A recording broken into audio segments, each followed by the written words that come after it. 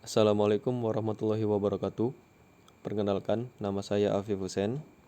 Pada kesempatan kali ini saya akan menyampaikan materi tentang AIJ, yaitu Administrasi Infrastruktur Jaringan. Mungkin bagi teman-teman di kelas 11 kemarin tidak asing lagi mendengar istilah AIJ ini, dan mungkin sudah ada yang belajar ya, khususnya jurusan TKJ.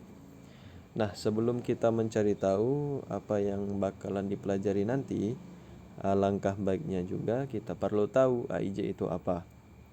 Kita mulai cari tahu dulu dari awal, yaitu apa itu administrasi. Baiklah, kita mulai. Apa itu administrasi? Administrasi dalam arti luas adalah seluruh proses kerja sama antara dua orang atau lebih dalam mencapai tujuan yang diinginkan dengan memanfaatkan sarana dan prasarana tertentu secara efektif. Dan selanjutnya, apa itu infrastruktur jaringan? Infrastruktur jaringan adalah sekumpulan komponen fisikal dan logikal yang menyediakan dasar untuk konektivitas, keamanan, routing, pengaturan, akses, dan fitur-fitur yang ada pada sebuah jaringan. Jadi dapat kita simpulkan berdasarkan pengertian tadi, AIJ itu adalah ilmu yang mempelajari tentang mengatur, mengkonfigurasikan, dan memanajemen perangkat jaringan beserta layanan-layanan jaringan menggunakan sistem atau perangkat operasi khusus jaringan seperti router, switch, PC, dan sebagainya. Perangkat yang berhubungan dengan jaringan baik pada skala kecil dan maupun skala besar. Maksud skala kecil di sini mungkin beberapa PC atau laptop saja.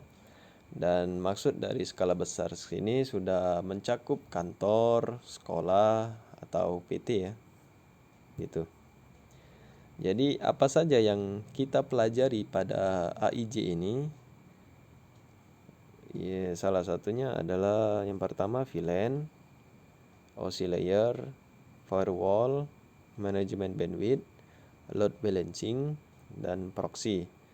Mungkin bagi teman-teman VLAN dan OSI layer sudah tidak asing lagi ya, dan mungkin sudah dipelajari di kelas 11 kemarin. Jadi pada kelas 12 ini kita akan banyak membahas tentang firewall dan manajemen bandwidth. Sebelum kita membahas materi kita, sebelumnya kita bahas sedikit, kita flashback dikit tentang VLAN dan OSI layer. Jadi apa itu VLAN? VLAN yaitu singkatan dari Virtual Local Area Network, adalah sebuah model jaringan yang membagi beberapa jaringan secara logikal ke dalam beberapa jalur yang berbeda, tapi tetap lewat perangkat penghubung yang sama.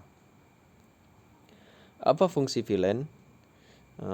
Pada jaringan komputer, VLAN memberikan sebuah metode dalam jaringan untuk bisa membagi satu fisik network ke banyak broadcast domain.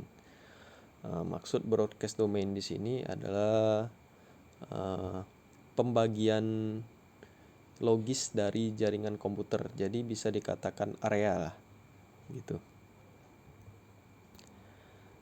Dan selanjutnya apa itu OSI layer? OSI yang merupakan kependekan dari Open System Interconnection adalah model referensi yang mana tercipta dalam bentuk kerangka konseptual. Bahkan sekarang ini ia telah menjadi suatu standar koneksi untuk sebuah komputer. Selain itu, ia diciptakan juga untuk memenuhi tujuan tertentu. Apa tujuan dibuatnya OSI layer? Tujuan dibuat OSI layer adalah supaya model OSI menjadi rujukan bagi setiap vendor ataupun developer hingga software dan produk yang mereka buat mempunyai sifat yang interpolit. Hal itu berarti pengguna tak harus melakukan upaya khusus dan mereka bisa melakukan kerjasama dengan suatu sistem atau produk. Selanjutnya bisa kita lihat ini adalah model OSI. Dari layer ketujuh dimulai dari application. Application presentation, session, transport, network, data link, dan physical. Selanjutnya kita masuk ke materi firewall. Apa itu firewall? Firewall adalah suatu sistem yang dirancang untuk mencegah akses yang tidak diinginkan dari pihak luar ataupun maksud saya dari pihak luar atau dapat merugikan si pengguna dalam. Si pengguna dalam kita ini yaitu kita ya, pengguna perangkat. Fungsi firewall sendiri adalah yang pertama menjadi pengatur, penyaring, pengontrol traffic data yang dapat masuk untuk mengakses jaringan private. Yang kedua, mencatat semua transaksi dari seluruh peristiwa yang terjadi di dalam firewall. Ini dapat membantu sebagai pendeteksi dini akan kemungkinan peretasan jaringan. Jadi firewall itu dapat menampilkan log atau aktivitas yang terjadi pada perangkat kita. Yang ketiga, mengecek dan memeriksa terlebih dahulu paket data yang akan melalui jaringan private. Jadi jaringan yang akan masuk, jaringan dari luar yang akan masuk ke perangkat kita itu akan diseleksi lagi oleh firewall apakah jaringan itu berbahaya ataukah jaringan itu bisa sifatnya mengancam atau bisa meretas perangkat kita, itu akan diblokir oleh firewall. Dan yang keempat, melaksanakan autentifikasi ke akses data. Firewall sendiri memiliki manfaat, antara lain menjadi pengatur traffic terhadap jaringan satu dengan jaringan lain. Yang kedua, mengatur port maupun paket data yang diizinkan atau ditolak. Yang ketiga, menjadi pemantau dan pencatat traffic jaringan, atau bisa kita kenal log ya, history. Dan yang keempat, autentifikasi terhadap akses. Maksudnya seluruh akses yang dilakukan yang melibatkan jaringan internet yang akan masuk ke perangkat kita itu akan disaring lagi atau bisa dikatakan diseleksi lagi oleh firewall untuk menghindari atau mencegah akses yang tidak diinginkan.